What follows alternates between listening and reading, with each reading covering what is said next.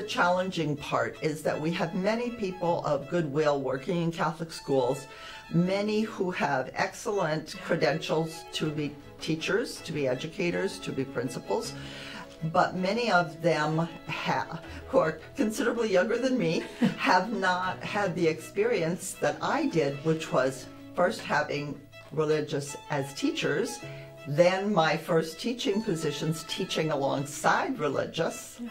Right? Mm-hmm. And so these folks are, in many cases, 1 and 2 generations from having any of that kind of experience to maybe acquire some formation through osmosis, if you will.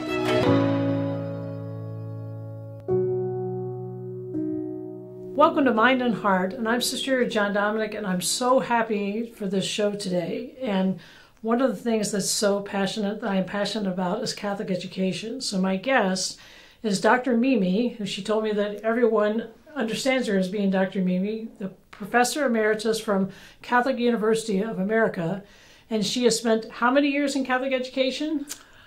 Oh my goodness, it's got to be pretty close to 50. 50 when I walked out of my undergraduate program and started my first teaching, so 50 years. So what I have with me today across the table is like 50 years of wisdom and knowledge and experience that we can learn from and really just do something to look at the renewal of Catholic education, which really is just a passion. You've got 2 people here that love this, so we may just be here forever, you know.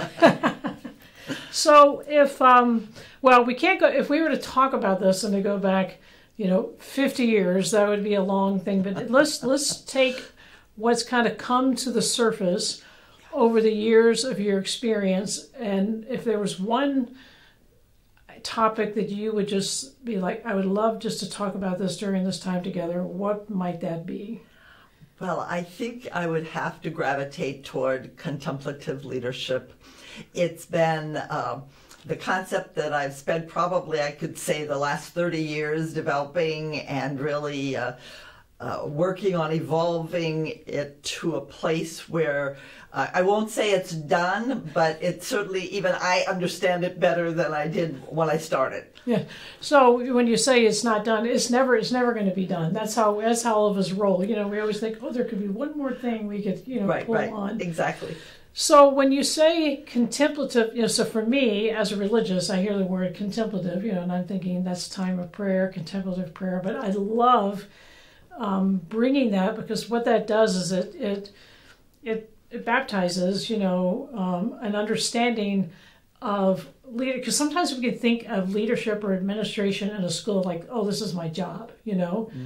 But if we come to it from this idea or this lens of this is something that's contemplative, that it's a part of who I am, then it's a mission, Right. And that's what Catholic education is. So, tell me, I don't want to put words in your mouth, but that's when I hear that, that's what I think. And maybe that's what your idea is. Right.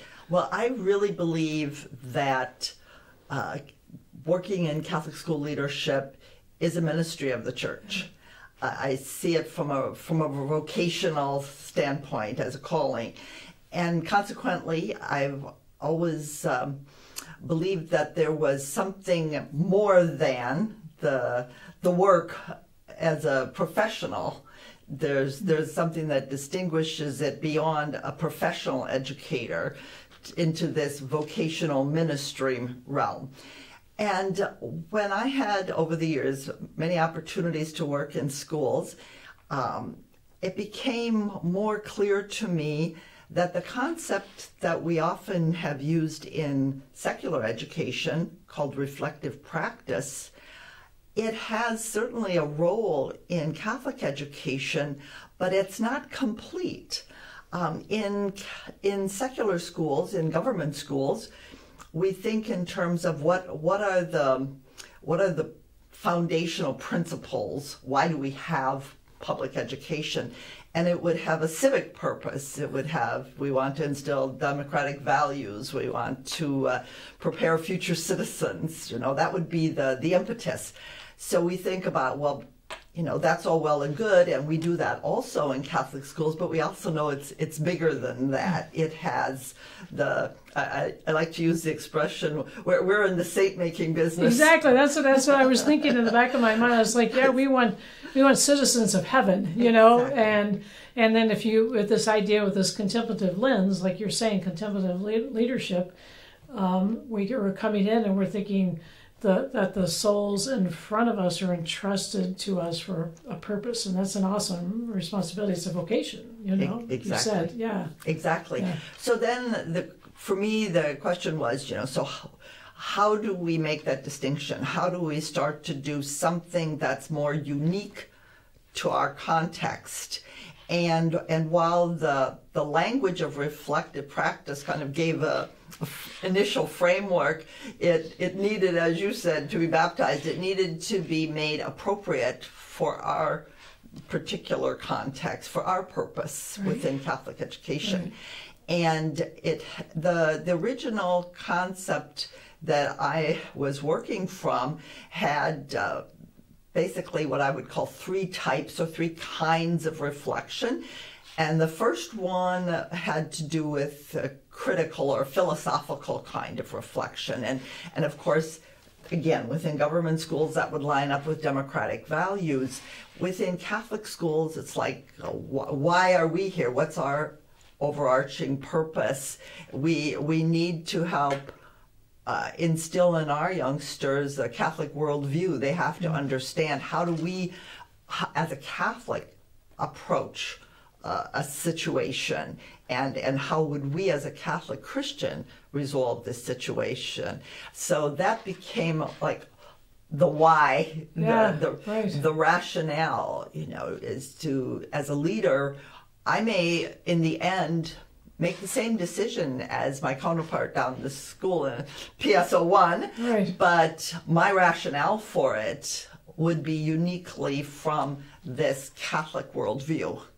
And I think that's the piece that has to be in place. That's the piece that over time I've become more convinced, more outspoken about the need for formation, not just academic programs for our school leaders, but a real formative experience. And so some of my colleagues will joke that when we started our program at CUA, our Catholic School Leadership Program, they would say, Mimi's getting what she's always wanted, a novitiate for lay people. But in reality, there's a piece of that that's legitimate. Exactly, because if you were to look back, 50 years, I mean, it was the religious. I mean, it was the religious communities, it was the priests, and they brought, and that's what we bring, to our schools, something that's just very natural to us. It's ontological to how we live our life. We wake up, we think of the feast day, we're gonna, say, it's St. Nicholas, children, put your shoe outside the door, all those little things, which I know it's little, I mean, it shapes this worldview that you're talking about, so that the children have that experience, and the teachers and the parents. But that's something that unless someone's experienced it, they're not going to know. But they have to learn that, just like you have to learn how to be a good math teacher or science teacher and everything else. It has to be intentional. So I'm all with the novitiate for the. It's the only way it's going to happen, Right. And so I think this is the challenging part: is that we have many people of goodwill working in Catholic schools, many who have excellent credentials to be teachers, to be educators, to be principals, but many of them who are considerably younger than me have not had the experience that I did, which was first having religious as teachers, then my first teaching positions teaching alongside religious. And so these folks are, in many cases, 1 and 2 generations from having any of that kind of experience to maybe acquire some formation through osmosis, if you will. Right. Being a part of that community within the school. And so we really do now need to be intentional about how we're going to fill that gap. because I feel oftentimes, and I would say it's beyond a feeling, I've been told many times that many of our school people feel inadequate in their preparation to be able to provide that kind of experience for their youngsters within the school, or if they're the principal, for the entire school community, because they recognize that perhaps their own catechetical experience wasn't particularly strong. And I mean, we have to remember 90% of our Catholic youngsters have gone through public education. They've gone through the government schools where they were not getting anything, right. No theology, no philosophy from the Catholic perspective. And they recognize there's this gap in what they know. They're educators. They know you can't teach what you don't know. You can't create what you don't know. And they're looking for it. Exactly. And I love, I think one thing you said too, which I love, is that, you know, they're good intentioned, they're well intentioned. I mean, they have a heart, you know, because if they're going to be involved with Catholic education, because we know they're not doing it for the paycheck, you know. I mean, I was a principal for a long time. I know what they're getting paid. They do it because they have a heart that they want to make a difference in someone's life. And this approach and why you're doing this is you're filling this gap, which is intentional. I mean, with intentional way of them to do it, but they are. I mean, they want it. They're hungry for it, and that's the same thing that I've experienced as I've been able to go out and work with superintendents and teachers. Is that they're eager and they're just like, help, you know, show me what to do, you know, and I think that's really. I mean, that's really a message that I think we want to get out there, because sometimes I think they kind of get a bad rap, like, oh, the school isn't as Catholic as it should be. Well, they just need to be shown, you know, right. And I hear that too, this idea that, oh, the Catholic schools are not the way they should be, or they're not Catholic enough. And the question is, like, whose fault is that? You know, we need to figure out how, because they wouldn't be there in most cases if they weren't wanting to do the right thing. They want to provide the right kind of experience for these youngsters, and so we want to help them integrate this Catholic worldview into what they do. So one of the key parts of contemplative leadership is recognizing when a decision is made, you know, it carries a lot of baggage with that decision. Yeah. So you may see something happening in a classroom, or maybe the very common example, you know, you may have crucifix in the classroom, you may have a Mary statue in the classroom. Okay, that's there, but let's dig deeper. Why did you put it there? Oh, it was here when I was assigned to this room, you know? Yeah. Or, oh, we have, you know, a little ceremony there every day, or we have some rituals that we work around our Mary statue. Then it starts to carry some meaning. Yes. And meaning is where culture comes from. Right. And culture is where identity comes from. Exactly. And so if you want a Catholic identity, you've got to get all those layers in there. Exactly. As part of it. Exactly. And that's when we talked a little bit about character and the work that we're doing, because we're Dominicans. We look at virtue education, and that brings, you know, this language of virtue, which has been a lost language. Now it's coming a lot in the secular culture, you know, like we talked about the reflective part, and it's so I firmly believe that I'm like, you know, we need to hold on to this, because this is a part of our Catholic culture. It's a part of who we are, and when we understand, you know, virtue simply, you know, it's just the habit of doing good. You know, man is good; he's very good, and what is it all the parents and teachers want for their children? They want them to be good, to be educated, and this language helps us to draw out that goodness. You know, that's what education is all about, you know, to draw out, you know, who they are. And that brings that language so that everyone is beginning to talk this way, and it becomes a part of who they are. So we have the language, we have the images on the wall with a deeper meaning.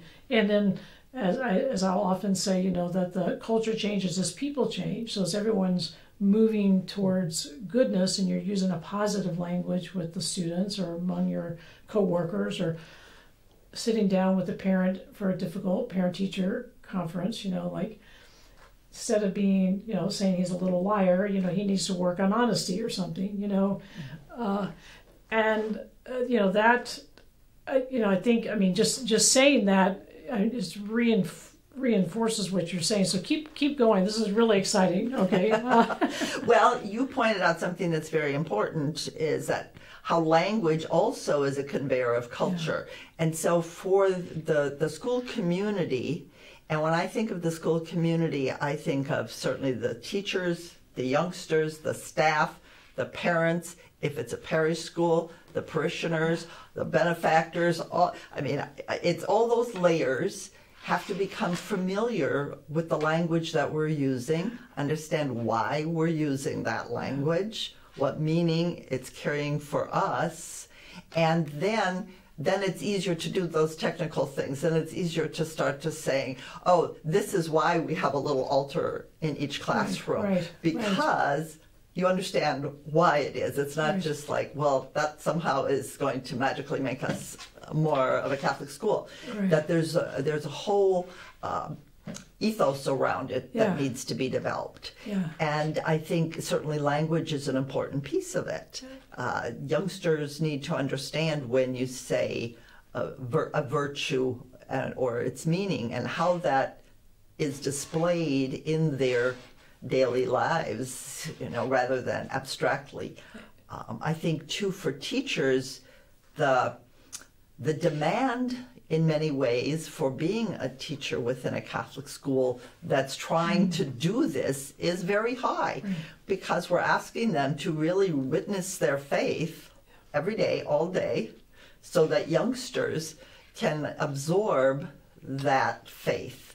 So another term that I've thrown out there, that many years ago I was given permission by a dear friend, Eleanor Ford. I don't know if you've read any of her work over the years, but we like the term faith internship for within a Catholic school. When we send someone off to an internship, they're studying with a master on how to do things, and not just the obvious things, but the nuances. So if an experience for a youngster in a Catholic school is a faith internship, there needs to be some masters, there need to be some witnesses of the faith, which would be the adults in their school community. And then they can gradually be challenged to a more mature faith as they move from kindergarten up to 8th grade and then on into high school. That this is all, and that the teachers themselves express, I too am going to a Bible class, or I'm going back to school to study more theology, or I'm trying to grow in my faith.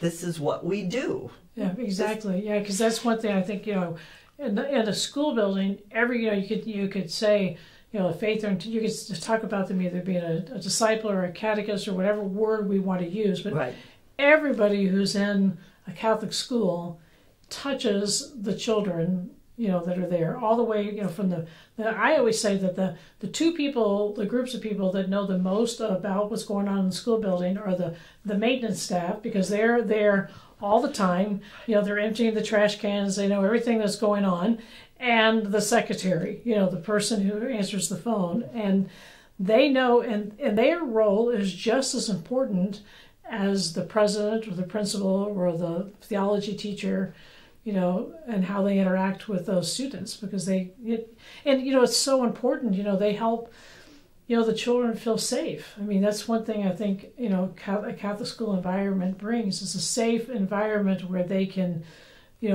be secure to develop, to become the saints that we're talking about, Right. Yeah. Well, one of the lesson that you're talking about, I learned, ironically, from a public school district superintendent who I thought was just excellent. I was working for him in his district, and he was an individual that when they had their orientations at the beginning of the school year, faculty, staff, cafeteria workers, custodial staff, bus drivers, everyone was there learning about the vision for the district, learning about how that was going to be implemented. So when that youngster stepped onto the bus in the morning, that was the beginning of their education day. Yeah. And I thought, you know, this is something that we should embrace entirely, because it's so consistent with our worldview of what education is holistic. Yeah, it includes everything. Exactly, because sometimes like, well, do I have to come? You're talking about curriculum or whatever. Maybe you situate it, but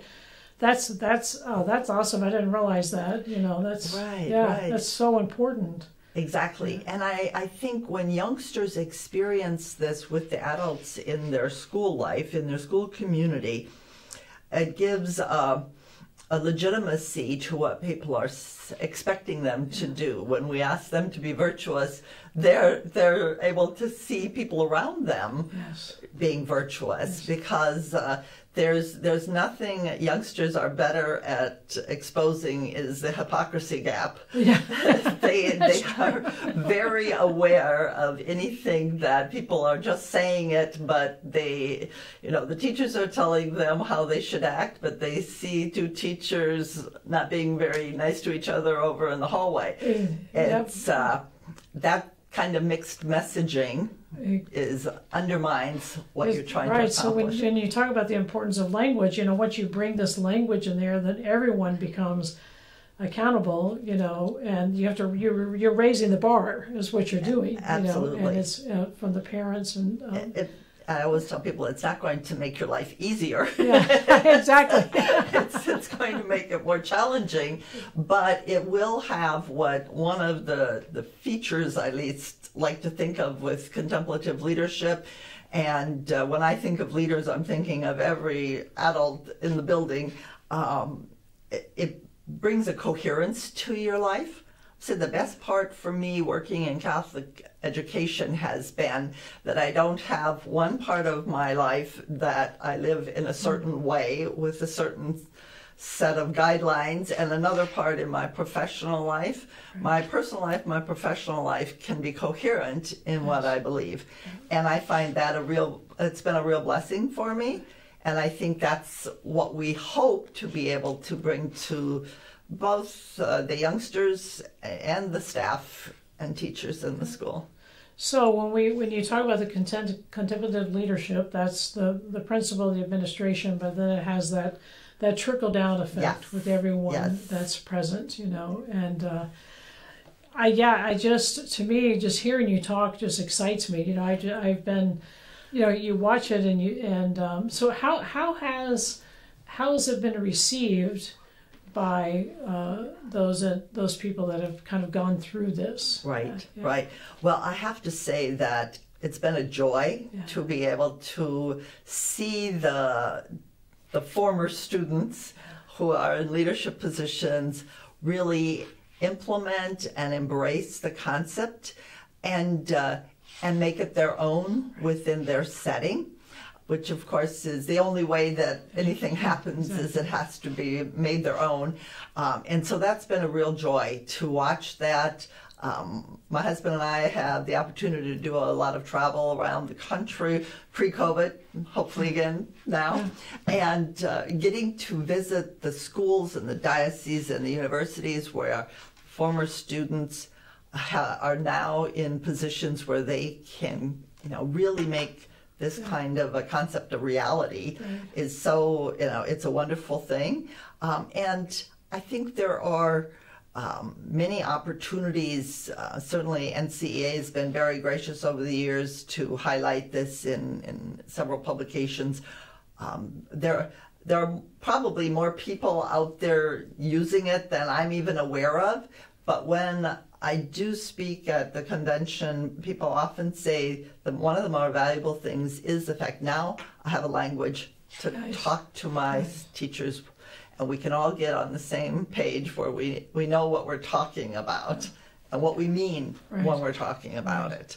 So I think that's been a joy. Yeah. Well, thank you so much for this. I mean, I could sit here and talk all day with you, you know, and I mean, just this wealth of information from your years of experience. And I don't think this is the only conversation we're going to have. There's going to be more coming from this, because as you're talking, I'm like, we need to get this out there and to tell more people. But I'm so grateful that you've taken the time, Dr. Mimi, to sit down and talk to me. And if you listen to this and you hear what she says, keep this understanding, this contemplative leadership. This is the way to renew Catholic schools. This is how we're going to bring this back and to regain the beauty of our Catholic education, because it's so necessary.